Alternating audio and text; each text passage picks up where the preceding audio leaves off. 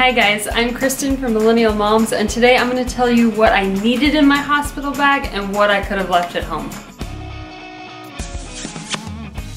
Before I had my daughter Chell, I was obsessing about what to put in my hospital bag. I read every list online and I had a lot of stuff. I think I actually ended up with 3 different hospital bags, one for me, one for baby, and one for my support team.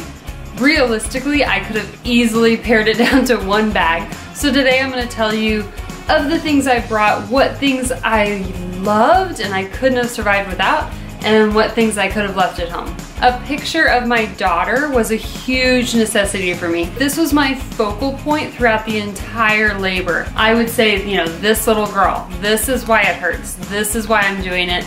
This is so worth it. So I could not have made it through the labor process without this picture. Another thing that I packed in the hospital bag that was essential, snacks. All types of food. Everyone told me before I went into labor that you're not gonna eat, your body just kind of shuts down because it's so focused on getting the baby out. So I didn't eat any of the snacks, but my support team, my husband Corey, my parents who were there, they went through all the snacks in record time. So if I could redo it, I would probably pack more snacks and healthier snacks and maybe something that they liked instead of all the stuff that I liked. Snacks, definitely a must-have. Another thing that kind of seems obvious probably, but if you have long hair, bring a bunch of hair ties. I can't tell you how many times I put my hair in a ponytail and a hair tie breaks. It happens a lot. So have kind of a mini stockpile of these in case they break, in case you lose them, whatever it is, you want to make sure you can put your hair up and get it out of your face because it's a long, hot, tough process having a baby. The next thing that was awesome for me is warm, fuzzy, comfy socks. They have to have grippies on the bottom so you can walk around, not be afraid of falling. These socks were amazing. My feet always get cold and they were definitely cold in the hospital, so have yourself some socks. Another thing on my must-have list for me was my own robe. I did not want to wear a hospital gown. Having your own robe that is soft and comfy, it makes you feel more at home, like you're not in a hospital. Word of warning though, these do get really messy. So don't use a robe that you're super tied to, that you want to look pretty all the time, because these do get dirty. Another must have is a tube of chapstick. Your lips get so dry and it seems so impossible to drink enough water to keep yourself hydrated that having chapstick is amazing. If you can, and if you like chapstick like this, bring a color tinted one. It made me feel a little girlier, a little more pretty when I was just not feeling very pretty. But a chapstick, definitely bring chapstick. The last thing on my list of stuff that I brought and definitely needed was actually a swimsuit for my husband. This might seem a little crazy, but a lot of hospitals have showers either in the room where you're laboring or just down the hall. And it was really nice for me to get in a warm shower and have the warm water on my back while I was going through contractions. I also wanted my husband in there so he could help support me.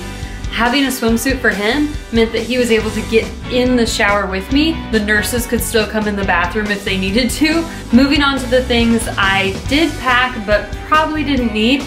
Surprisingly, my phone. Now obviously I wasn't making phone calls, I wasn't taking pictures, I was very focused and very much in pain. But I took my phone not for those things, I took it for the music on it in case I wanted some atmospheric music or wanted to listen to my favorite songs. I honestly didn't do that. I still think it's a great idea. I mean, bring your phone so you can have the pictures and have all the messages from your friends and family that you can read through later.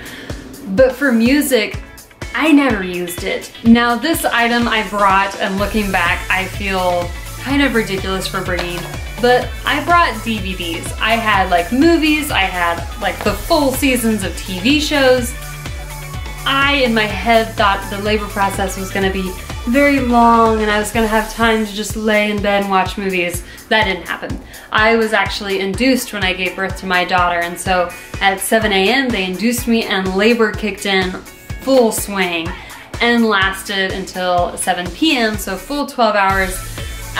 no epidural, so I was never not feeling intense contractions. So there was no time for watching any movies. A couple things that I wish I'd brought. One, I don't know why I didn't bring a nursing top. I just brought a regular tank top and bra thinking, yeah, it's gonna be great. A nursing top?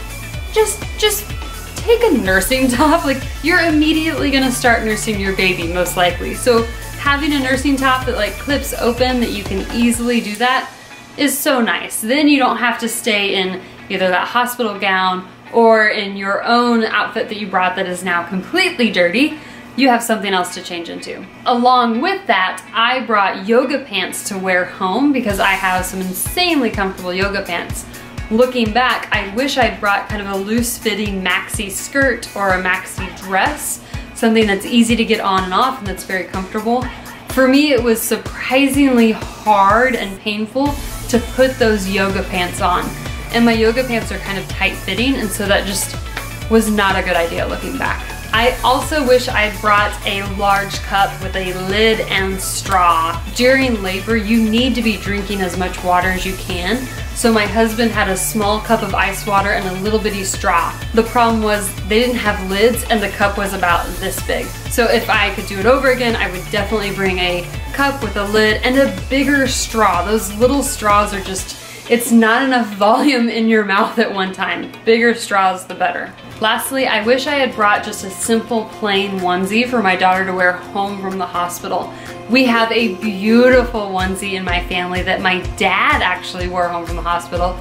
I wore it home from the hospital. And so of course I wanted to have my daughter in it at the hospital and for going home. The problem was it was a little big for her. It didn't fit her quite right because all babies are different sizes. And it was kind of itchy and not weather appropriate for that time of year. So I wish I had had just a plain, simple onesie to put her in. We could have put her in the nice, you know, family heirloom onesie for pictures at the hospital and things like that, and then slipped her into something more comfortable for the ride home. So that is a quick overview of the things that I absolutely loved in my hospital bag and the stuff that I could have gone without or wish I had brought. If you guys liked this video, please leave it a thumbs up and let me know. Leave a comment down below telling me what you packed that you absolutely didn't use. If you want to see yesterday's video, click the box right up here. If you want to see more videos from me, click right down here.